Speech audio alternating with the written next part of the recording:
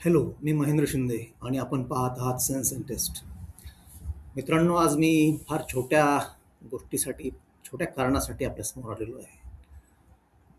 काल परवाच मी अ, हर्षवर्धन सपकाळ, काँग्रेसचे महाराष्ट्राचे प्रमुख यांची एक एक पॉडकास्ट पाहिलं. कविवर्य विठ्ठल वाघ यांची त्यांनी मुलाखत घेतलेली आहे आणि मला वाटतं की अलीकडच्या काळातील जे पॉडकास्ट आहेत त्यामध्ये ही खूप वरच्या दर्जाची ठरावी. म्हणजे पॉडकास्ट तर उत्तम झालेलंच आहे, मुलाखत तर उत्तम झालेलीच आहे. परंतु एका राज्याच्या, एका पक्षाचा प्रमुख आजच्या काळामध्ये, तेही विशेषतः अशी एक साहित्यिक मुलाखत एका प्रसिद्ध कवीची घेतो आणि ती इतक्या उत्तम तऱ्हेनं घेतो, हे खरं म्हणजे खूपच आश्चर्य वाटायला लावणारं, मनाला सुखद अशी जाणीव करून देणारी गोष्ट आहे असं मला वाटतं. आजच्या काळामध्ये जिथं की राजकारणी लोकांचा एकूणच स्तर काय आहे हे आपण सर्वच जाणतो.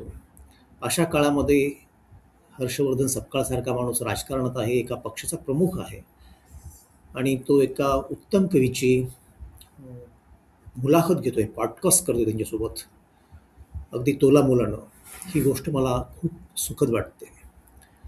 अलीकडच्या काळामध्ये आपण पक्षफुटीच्या आमदार, खासदार यांच्या खरेदी विक्रीच्या बातम्या ऐकतो आणि हे जे खासदार एका पक्षातून दुसऱ्या पक्षात जात असतात, त्यांचं काय चरित्र आहे ते ज्या पक्षातून ते बाहेर जात असतात त्यांनाही चांगलं ठाऊक असतं. त्यांचे गुण पाहून त्यांना तिकीट दिलेलं नसतं, तर त्यांचे अवगुण पाहूनच त्यांना तिकीट दिलेलं असतं. आणि असा माणूस जेव्हा पक्षांतर करतो तेव्हा मात्र हे मूळ पक्षी जे असतात ते बोंबलत असतात. ते आम्हाला धोका कसा दिला, ते समोरचे गद्दार कसे आहेत हे सांगण्याचा प्रयत्न करतात, केविलवाणा प्रयत्न करतात. सर्वांना सर्व माहिती असतं. अशा काळामध्ये एक सुज्ञ राजकारणी आपल्यामध्ये आहे, ही बरीचशी हायसं वाटायला लावणारी गोष्ट आहे असं मला वाटतं. मित्रांनो, तसंच मी तुम्हाला एक दुसरं पॉडकास्ट सुचवीन, ते म्हणजे बोलभिडूमध्ये गिरीश कुबेर यांनी जो आपला वाचन प्रवास सांगितलेला आहे, अगदी लहानपणापासून त्यांच्या वाचनाची सुरुवात कशी झाली, वाचनाची समृद्धी कशी होत गेली, वेगवेगळ्या विषयांच्या पुस्तकांची आवड कशी अगदी लागली अगदी लहानपणापासून, हे त्यांनी अगदी सविस्तर सांगितलेलं आहे.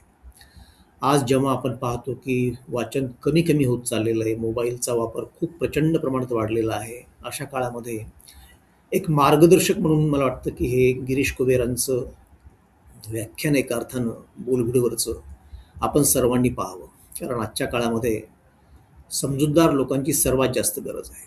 कारण आपण बऱ्याच वेळा राजकारणी लोकांना नावं ठेवत असतो, परंतु ते आपल्यातूनच गेलेले आहेत, ते आपणच निवडून दिलेले आहेत. एकूणच जर समाजाचा स्तर उंचावला नाही तर अशाच प्रकारचे राजकारणी येतील, अशाच प्रकारच्या संस्था येतील आणि समाजाचं जे काही होणार आहे ते होईल. त्यामुळं मला वाटतं की आपण हे दोन्ही कार्यक्रम ऐकावेत. या कार्यक्रमांच्या ज्या लिंक्स आहेत ते मी तुम्हाला कमेंट सेक्शनमध्ये देईल. तर यापुढे आपण भेटत राहू. हा व्हिडिओ आवडल्यास लाईक करा, शेअर करा आणि चॅनलला सबस्क्राईबही करा.